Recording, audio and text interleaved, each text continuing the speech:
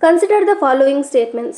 The Supreme Court in 2021 completely struck down the 97th Constitutional Amendment Act that sought to provide a clear framework for administration of cooperatives.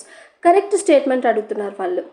చూడండి, 97th constitutional amendment act అనగానే మనకు cooperatives గుర్తుకు రావాలి. Cooperatives అన్నవి గుర్తు రావాలి. Supreme court ఏం చెప్పింది?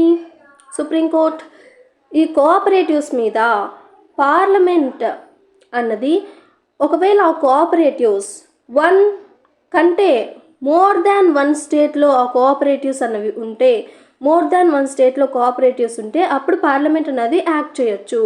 With in the state, only ఒక స్టేట్లోనే విత్ ఇన్ ద స్టేట్లో ఉంటే అప్పుడు ఆ స్టేట్ మాత్రమే లాని పాస్ చేసుకోగలదు.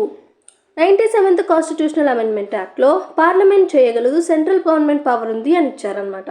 సో ఆ ప్రొవిజన్ని సుప్రీంకోర్టు కొట్టేసింది అండ్ మిగతా కోఆపరేటివ్స్ మీద చేసిందంతా ఓకే, మీన్స్ పార్షియల్లీ కొట్టేసింది అనమాట.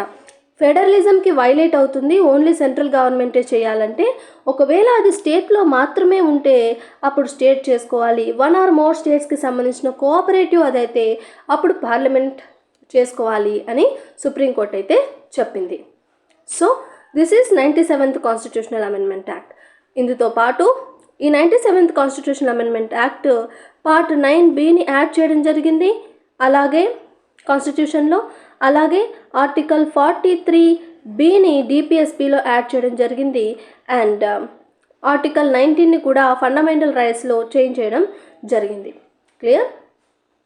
This is about 97th constitutional amendment act. ఇప్పుడు ఈ క్వశ్చన్కి ఆన్సర్ ఏంటో చూడాలి. Let's see the answer.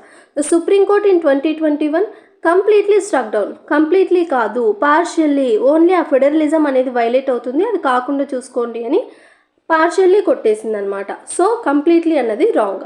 Next, the Supreme Court has stated that cooperatives operating in a single state and any form of legislation pertaining to them are strictly within the domain of the state government and legislature. Supreme court ఏం చెప్పింది? Single స్టేట్లో ఉంటే అవి state government and legislature చేతిలో ఉండాలని చెప్పింది, అంతే కదా. So second statement correct. And multi state కోఆపరేటివ్స్కి పార్లమెంట్ చేసుకోవచ్చని చెప్పింది. సో థర్డ్ది కూడా correct. What is the answer? Only 2 and 3. It is option C is the correct statement.